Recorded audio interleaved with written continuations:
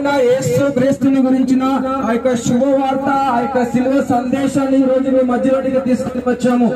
ప్రభు అయిన యేసు క్రీస్తు ఆయన నిజమైన రక్షకుడై ఉండి, ఆయన నిజమైన దేవుడై ఉండి, ఆయన పరలోక రాజ్యం నుండి ఈ లోకానికి మనందరి కొరకు వచ్చాడు.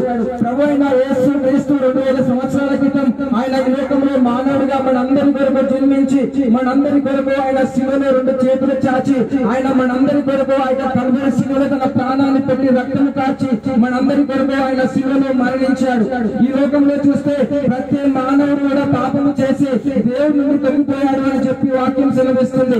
లోకంలో నీతిమంతుడు ఎవరు కూడా లేడు, అందరూ కూడా పాపము చేసి దేవుడి నుండి దూరం అయిపోయారు అని చెప్పి బైబిల్ సెలవిస్తుంది. ఈ లోకంలో మనం చూస్తే ప్రతి ఒక్కరు కూడా ఎలాంటి వారైనా కూడా, ధనవంతులైనా కూడా, లేకపోతే గొప్పవారైనా కూడా ఒక రోజు మరణం అనేది తప్పకుండా ప్రతి ఒక్కరికి కూడా వస్తుంది. ఈ లోకంలో మనము ఆపలేనిది ఏదైనా ఉంది అని అంటే అది మరణము మాత్రమే.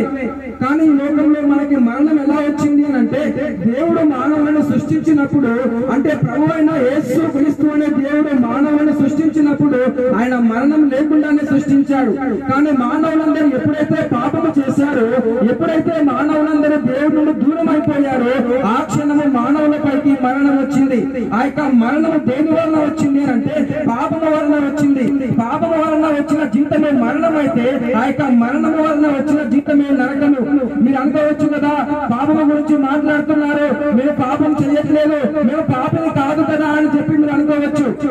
కానీ ఈ లోకంలో ఉన్న ప్రతి ఒక్కరు కూడా పాపము చేస్తున్నారు, పాపంలోనే పుడుతున్నారు, పాపంలోనే పెరుగుతున్నారు, పాపంలోనే బ్రతుకుతున్నారు. చివరికి ఒక రోజు అదే పాపంలో మానవులందరూ కూడా మరణిస్తున్నారు. ఆ యొక్క మరణము కారణంగా మరణించిన తర్వాత మానవులందరూ ఎక్కడికి వెళ్తారు అంటే నరకానికి వెళ్తారు. ఆ యొక్క మరణం నుండి, నరకం నుండి తప్పించడానికి ప్రభు అయిన యేసు క్రీస్తు ఈ లోకంలో మానవుడిగా మనందరి కొరకు జన్మించారు. ఆయన జన్మించి మనందరి కొరకు ఆయన శిలువలో రక్తము కార్చి మరణించారు.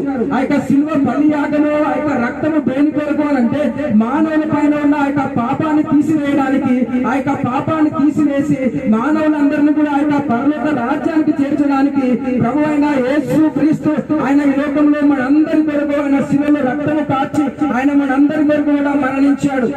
మనము చేసిన పాపానికి బదులుగా ప్రభు అయిన యేసు క్రీస్తు శిలువలో మరణించాడు. మన శిక్షను ఆయన తీసుకొని, మన యొక్క శాపమును, పాపమును ఆయన తీసుకొని ఆయన మనల్ని నీతిమంతులుగా మార్చడానికి ఆయన శిలువలో మనందరి కొరకు మరణించాడు. మీరు అనుకోవచ్చు కదా, ప్రభు అయిన యేసు క్రీస్తు ఆయన శిలువలో ఎందుకు అలా ఉన్నాడు, ఆయన ఎవరెలా కొట్టారు అని చెప్పి మీరు అనుకోవచ్చు. ఆయన తనకు తానుగా శిలువని మనందరి కొరకు అప్పగించుకున్నాడు అని చెప్పి వాక్యం సెలవిస్తుంది. ఈ లోకంలో మన చేతులతో మనం చేసిన పాపం పనుల వలన ప్రభు అయిన యేసు క్రీస్తు చేతులకు మేకులు కొట్టబడ్డాయి. ఈ లోకంలో మనం నడిచిన తప్పు నడకల కారణంగా ప్రభు అయిన యేసు క్రీస్తు కాళ్లకు మేకులు కొట్టబడ్డాయి. ఈ లోకంలో ముఖముతో సౌందర్యము అనే పాపం మనం చేసిన కారణంగా ప్రభు అయిన యేసు క్రీస్తు ముఖము పైన ఉమ్ము వేయబడింది. ఈ లోకంలో మనం శరీరంతో మనం చేసిన పాపం కారణంగా ప్రభు అయిన యేసు క్రీస్తు ఒంటి పైన కొరడాలు కొట్టబడ్డాయి. మనం చేసిన ప్రతి విధమైన పాపం కారణంగా, మన తలంతో, ఆలోచనతో మనం చేసిన పాపం కారణంగా ప్రభు అయిన యేసు క్రీస్తు తనకి ముళ్ళ కిరీటం పెట్టబడింది. ఆ విధంగా మన పాపాన్ని ఆయన తీసుకొని, మన శిక్షను ఆయన తీసుకొని మనకు బదులుగా ప్రభు అయిన యేసు క్రీస్తు ఆయన కల్వరి శిలువలో మనందరి కొరకు ఆయన మరణించారు.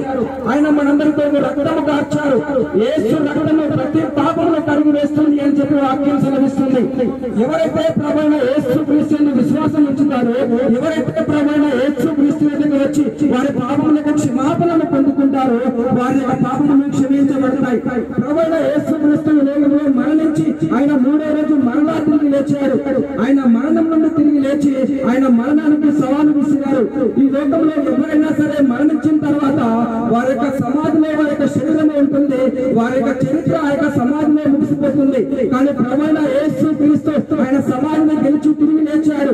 ఓ మరణమా నీ ముళ్ళెక్కడా, ఓ మరణమా నీ విజయం ఎక్కడా అని ఆయన మరణానికి సవాలు విసిరాడు.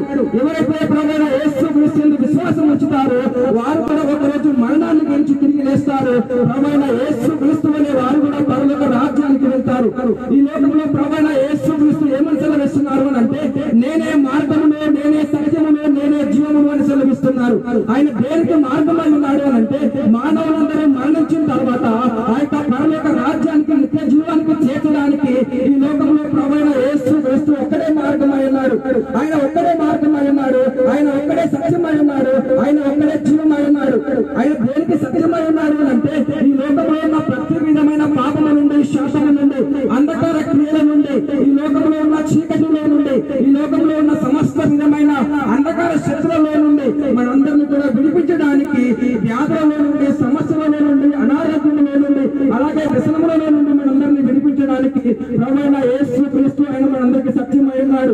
ఆయన జీవంలోనికి మనందరినీ ప్రవేశింపజేసే ఆయన జీవాధిపతి అయి ఉన్నాడు కనుక ఆయన యందు విశ్వాసం వచ్చినట్లయితే మనం మరణించిన తర్వాత మనం పరలోక రాజ్యానికి చేరుకుంటాము కనుక ఒక రోజు మనము ప్రభువైన యేసు క్రీస్తు మరలా రాలే ఉన్నారు కనుక ఆయనను మరలా మనం చూస్తాము కనుక ప్రభువైన యేసు క్రీస్తు యందు విశ్వాసం ఉంచి మనము ఎప్పుడైతే యేసు క్రీస్తులో ఉంటామో మనము నిత్య జీవానికి చేరుకుంటాము అని చెప్పి మనకు వాక్యం సెలవిస్తుంది.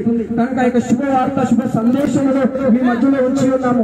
ఈ యొక్క శుభవార్త మీ మధ్యలో ఉన్నది కనుక శుభవార్తను మీరు అంగీకరించి ప్రభువైన యేసు క్రీస్తు యందు మీరు నమ్మిక ఉంచి విశ్వాసం వచ్చినట్లయితే యేసు క్రీస్తు మీ అందరినీ కూడా ఒక రోజు ఆ యొక్క మార్గం ద్వారా ఆ యొక్క పరలోక రాజ్యానికి మనందరినీ కూడా చేరుస్తాడు అని చెప్పి మనందరికీ వాక్యం సెలవిస్తుంది.